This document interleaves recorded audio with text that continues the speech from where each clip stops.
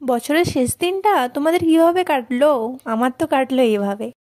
Welcome সবাইকে। এই দেখো, আমি আর আমার বোন রেডি হয়ে নিচ্ছি। আমরা একটু ওই বাগনান শপিং করতে যাব, একটু বছরের শেষ আনন্দ বলতে পারো।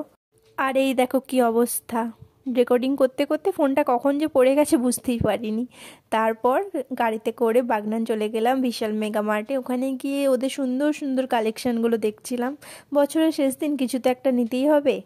তাছাড়া সামনেই একটা তোমাদের খুব সুন্দর ব্লগ আসতে চলেছে, আমি এক জায়গায় যাব, তার জন্য একটু কেনাকাটা করতে এসেছি। এই যে কত সুন্দর সুন্দর কালেকশন।